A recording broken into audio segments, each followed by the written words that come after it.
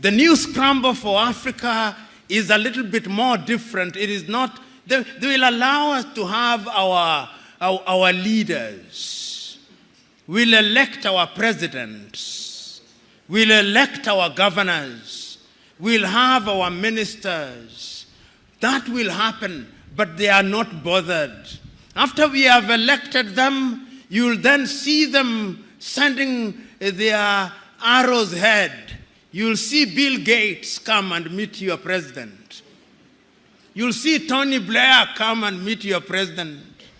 You'll see Macron come and meet your president. You'll see all of them. And then they will never admit, but they'll be told, if you want money in agriculture, behave this way. If you want money in this area, behave this way. They will never tell that to the Chinese. They will never tell that to the Indians. They will never tell that to the Vietnamese. They will never tell that to the Koreans. But in Africa, they tell us. That is why, as I speak to you now, under this new scramble, the IMF and the World Bank are back, telling you who to hire in your universities, what to sell and what not to sell. It is a sad situation. So today, as I look at Africa in that new scramble, the Chinese are here. I hope that this institution was not built by the Chinese.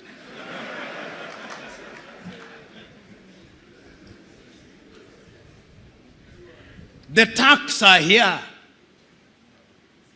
The British are here. The French are here.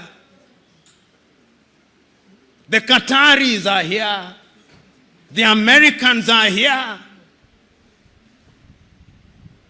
This time round, they are so subtle that we don't even recognize them, but they control us. What are we going to do about it in order to develop? We must do something. And if we don't do that thing else, you who have been trained in this institution, you have traveled the world. You have traveled Nigeria. There are two things that you can do with your traveling. You can marvel. Says it is great in China. You can marvel. You can wonder or feel pain. I'm urging you to feel pain. To feel pain for the continent of Africa, and in your own way, when you go out there, go and do something about it, because it has also been demonstrated that it can be done. I've traveled across this continent and I've seen that development is possible. I was in Rwanda before 1994. I was in Rwanda in 1996. Genocide. 1 million dead. Its obituary written. Will never rise, they said. You go to Rwanda now. They are demonstrating that it can be done. Go to Kigali now.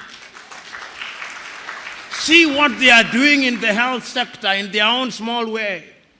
See how they are collaborating in the area of mobile telephony in their own small way. It can be done.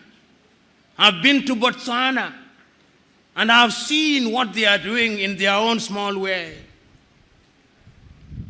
I've been to Mauritius, see what they are doing in their own small way.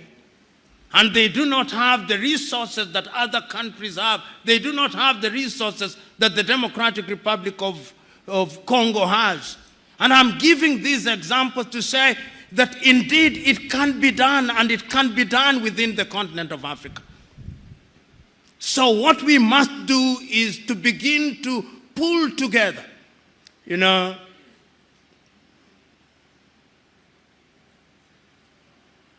as I've been sitting and listening, I was also struggling to have internet in this room. And every effort was being made to connect me to internet. And all those efforts failed. Why? Because we are in an era of the Internet of Things. We are in an era of nanotechnology. It cannot be right that in Africa's largest economy, in Nigeria, I do not have internet at an institution that deals with security. You get the point that I'm trying to make? It cannot be right. And I know why we don't have internet connectivity. It is because we are divided. We have 55 telephone access codes. Nigeria 234, Ghana 233, Kenya 254, Tanzania 255, Uganda 256, Zambia 260, Zimbabwe 263. How can we, in this day and age, you cross into Benin, you cross into Togo, you cross into Guinea-Bissau, you have a different internet connectivity. Why can't Africa have a single satellite and a single telephone code so that when I travel from Mogadishu in Somalia to Dhaka in Senegal, like the Chinese do, like the Americans do, like the Indians do, we can have the same, because communication is critical to development. And I'm saying this, part of my agenda is to prick your conscience with live examples, that you may go out there irritated, but irritated to do the right thing. And I'm suggesting that indeed, when we talk about development, this is what we must do. But is Africa conscious of her state? Yes, Africa is conscious. This is what makes me happy. That after all these analysis, it appears to me that Africans have now recognized that going forward, we can only defeat the conspiracies, we can only have development as we are talking about it by working as a team.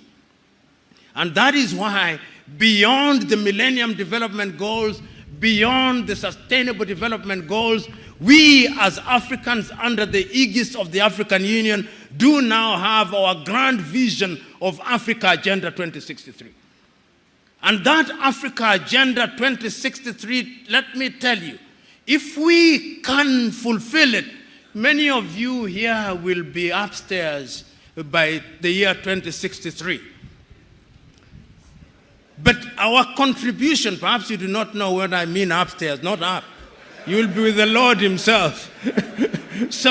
But the most important thing is that Africans are now beginning to see beyond the next election. Because part of our problem in Africa has been that we plan in 5-year circles. We don't have a grand agenda, but now we have a grand agenda. And if you look at the 7 pillars of Africa Agenda 2063, everything is covered. Health is covered. Research and science is covered. Climate change is covered. Women's participation is covered. Democracy and governance is covered.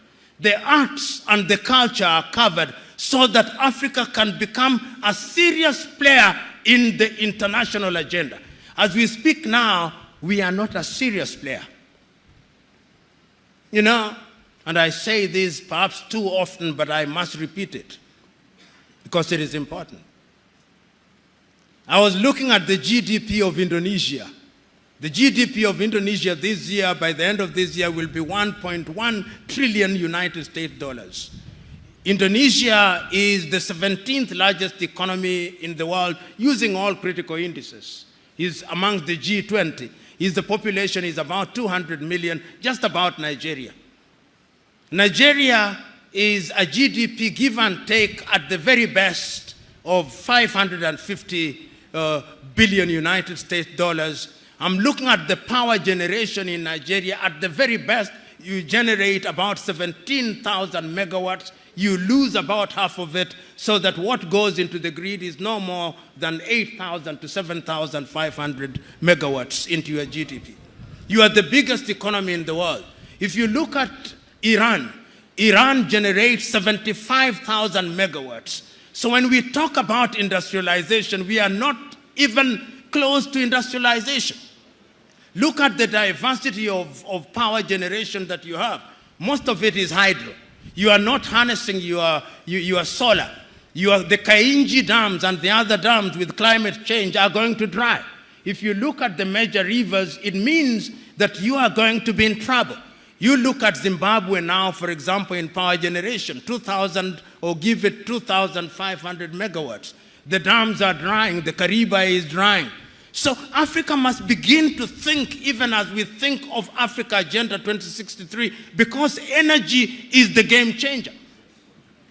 Without energy, all these generators you see everywhere in Nigeria must disappear for industrialization to come.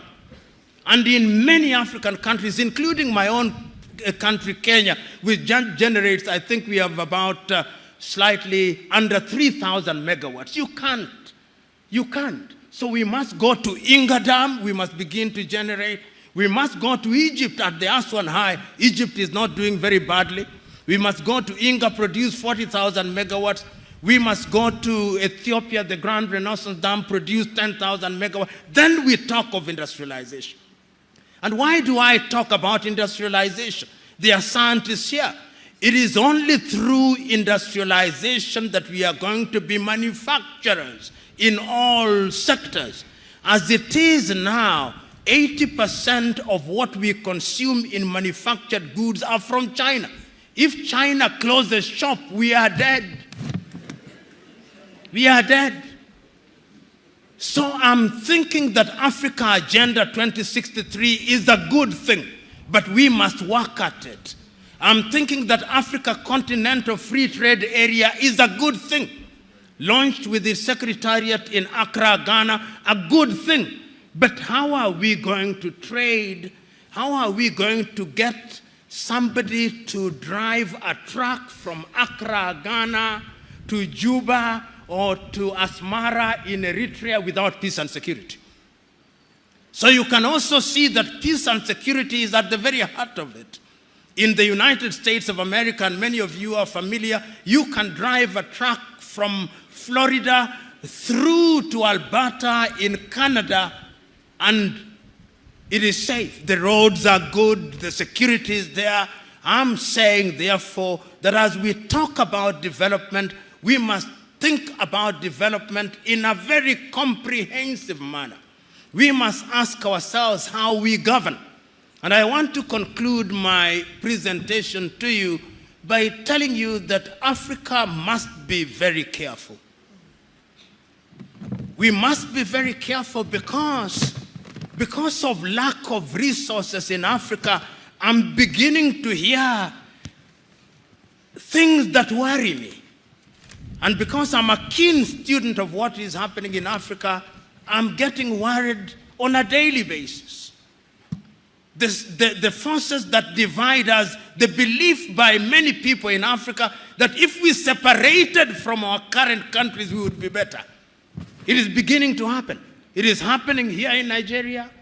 It is happening. I saw a letter last week addressed to the president of Zambia by a people in Zambia called Baroseland. And they are telling President Hakainde Hichilema that you remember in 1964, we had an agreement with the Lusaka government that the time has now come for Baroseland to become an independent country. Can you believe it?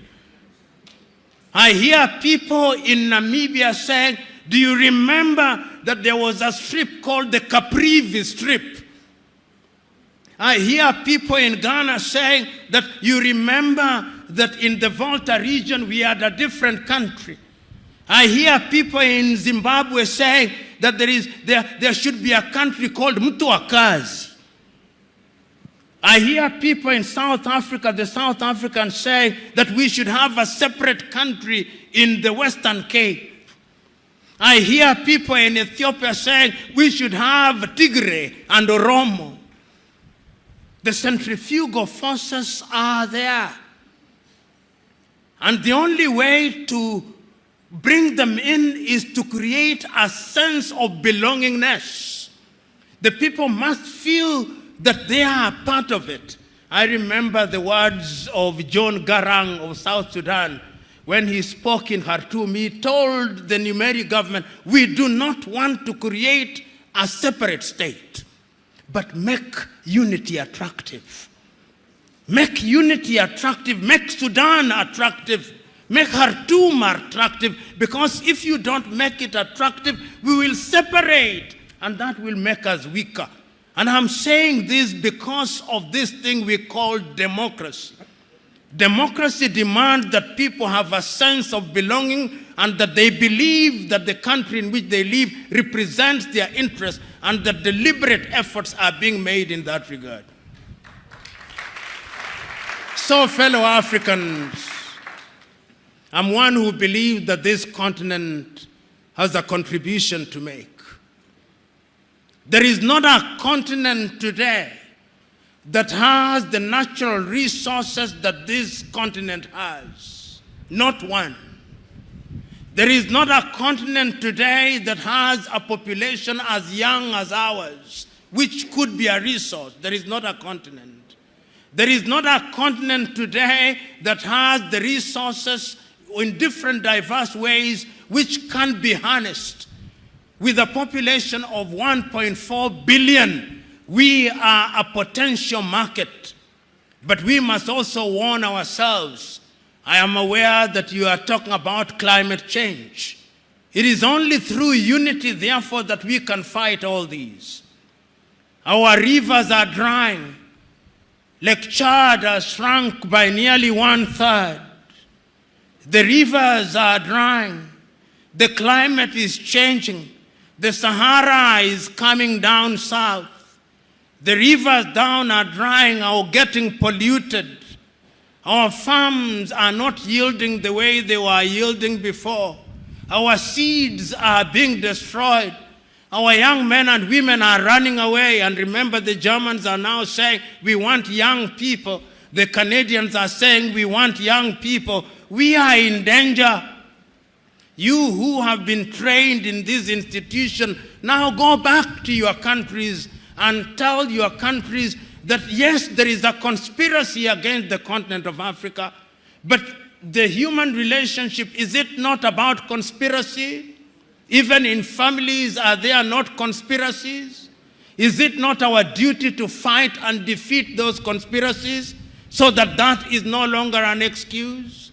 Go out there and say that we have the possibilities and that these possibilities require and demand that we look at Africa as a total whole. Go out there in your little ways and make your contribution.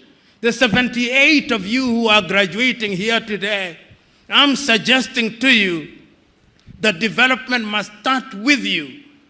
Go back and let in every institution where you are, let it be said that since he came back from NISS, he or she is different.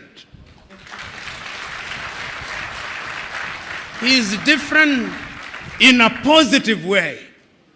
And all of us who are here, whether we are politicians or academics and in different sectors, let us go out there having made a solemn vow that Africa must do it. If you can't do it for yourself, ask yourself which Nigeria you want to bequeath to your children and your children's children. You are here, maximum 40 years, you will have gone upstairs. But after 40 years, in which kind of country will you want your children to be? This is the question. It is not about you and me. It is about them. This is intergenerational. Africa must change. Africa can change. And it can only change if we change our minds. And our minds we must change. Ladies and gentlemen, thank you very much, and God bless.